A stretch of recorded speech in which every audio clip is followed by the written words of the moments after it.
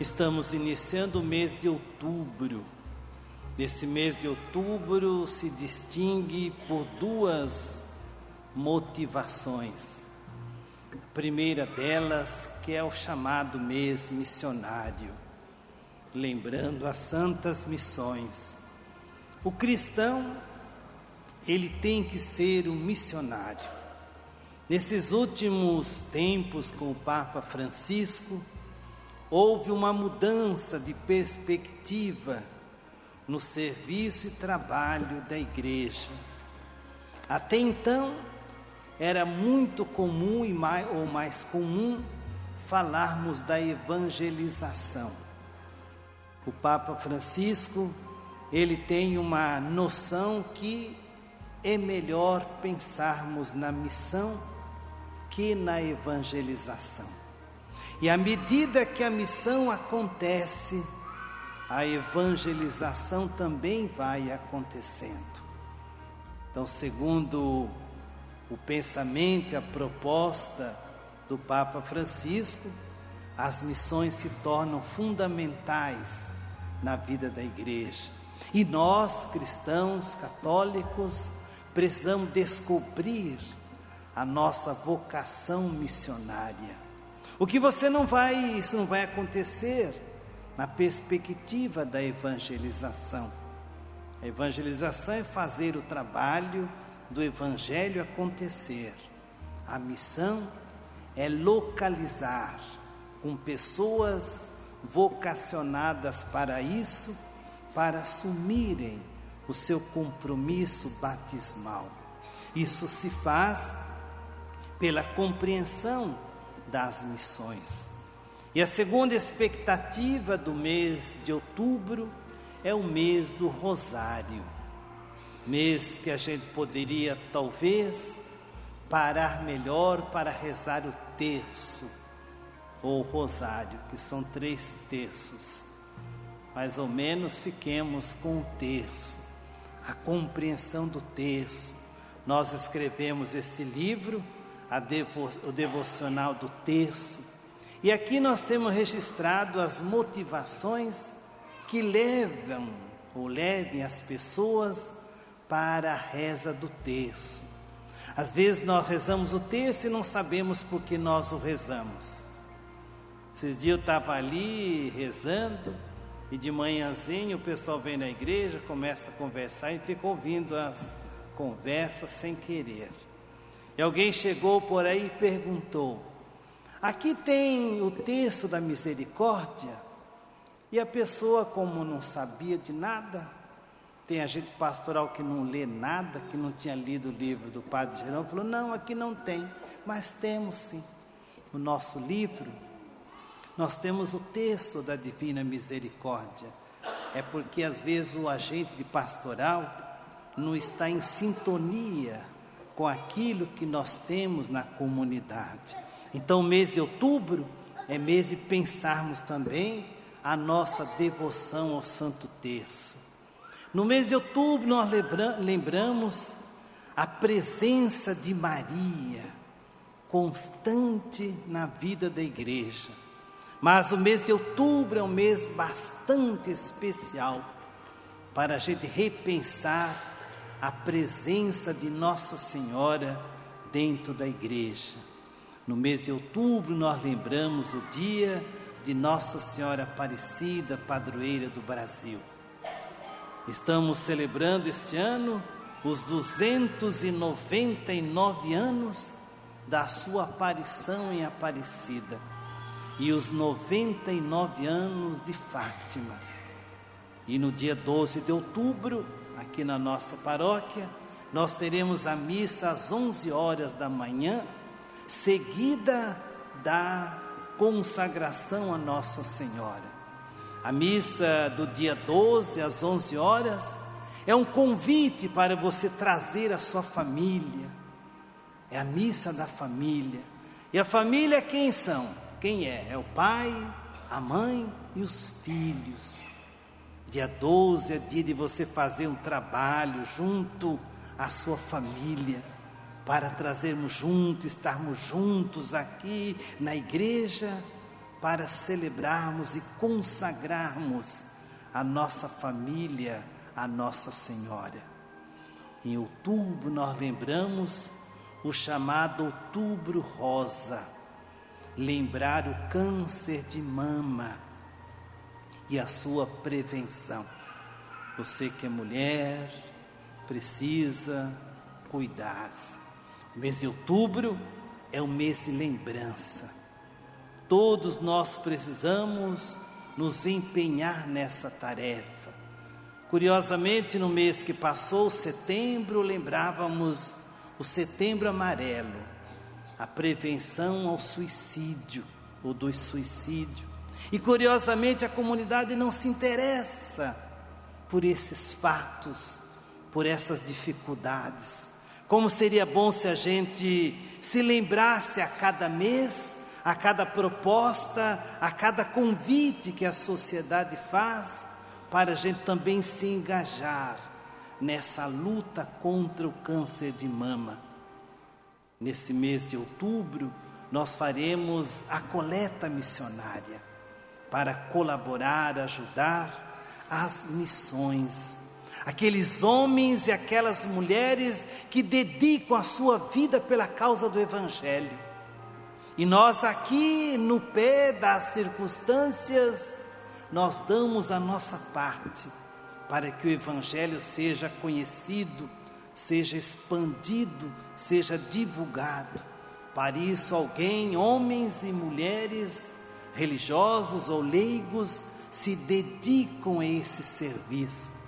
Então, no final do mês de outubro, nós vamos fazer a nossa coleta missionária e você vai caprichar nessa coleta. Você vai fazer a sua parte em favor das missões. E o Evangelho de hoje? O Evangelho de hoje, ele é simplesmente curioso também.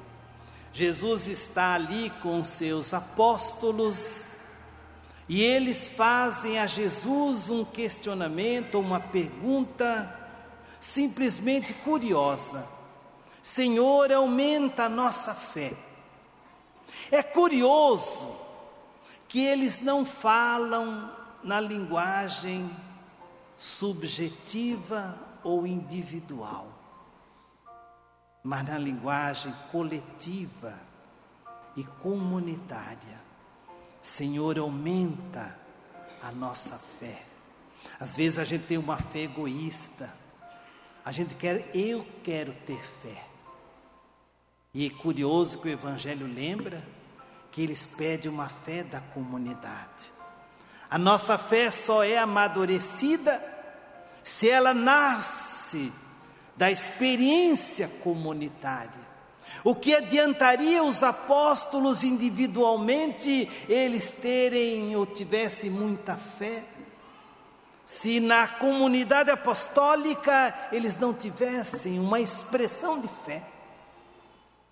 E a gente pode se perguntar, quando nós falamos de fé, em que nós pensamos? Em quem nós imaginamos? Quando nós falamos de fé, pensamos talvez de catecismo, de conteúdos, de ordenamentos, de coisas. Não, a fé não é nada disso. A fé é uma pessoa. E essa pessoa chama-se Jesus Cristo.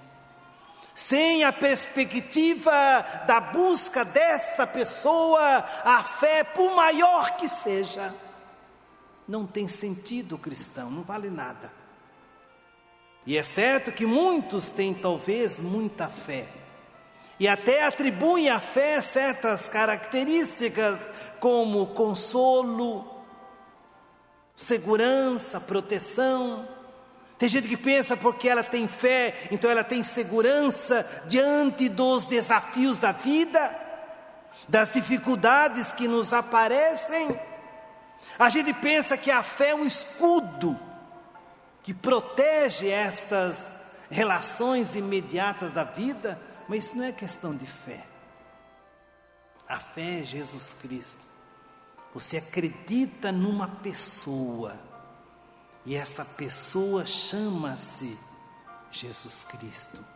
Não adianta ter fé em coisas, em objetos, mesmo em pessoas. Você tem que ter fé em Jesus Cristo. Jesus Cristo é a base da fé. Por isso que Jesus, quando os discípulos perguntam para ele: Senhor, aumenta a nossa fé, Jesus não faz um discurso de conteúdos catequéticos, nem coloca para eles valores. Jesus conta uma parábola, mostrando a pequeníssima semente de mostarda. A fé não tem tamanho, não tem comprimento, não tem largura, não tem profundidade, não tem altura. Porque a fé é Jesus Cristo. E essa fé não tem necessidade de ter tamanho. Por isso que Jesus fala sobre a história, conta a história, uma parábola daquele que tem uma fé como um grãozinho de mostarda, que é minúscula, pequenininha. Mas aquela fé plantada na terra boa, cresce e se torna uma grande árvore. Assim tem que ser a nossa fé. Ela pode ser minúscula, inexpressiva, mas se plantada em Jesus Cristo, se tornará uma árvore frondosa. E se isto não acontece, a fé é vã, diz Paulo, em outro lugar. Por isso que a fé tem que ser melhorada, isso sim. E qual é a fé melhorada? O meu conhecimento a Jesus Cristo. À medida que eu vou conhecendo Jesus, a minha fé vai sendo melhorada. A minha fé vai sendo depurada. A fé, irmãos, ela é purificada pelas dificuldades, pelos problemas que eu passo. Aquele que conseguir passar pelas dificuldades e pelos problemas indelével e chegar até o fim, esse mostra uma fé de qualidade. Quando Deus chama Abraão, por exemplo, qual a fé que Abraão tinha? Nenhuma. Mas Abraão tinha uma qualidade, que era disposição para ouvir aquela voz. E aquela voz disse a Abraão: Abraão, deixa sua casa, sua parentela, os seus, e vai em busca da terra prometida. E Abraão nem sabia onde era. A fé é um lançar-se na escuridão da vida. E você se lança nessa escuridão sem saber para onde você vai cair. Fé não é segurança.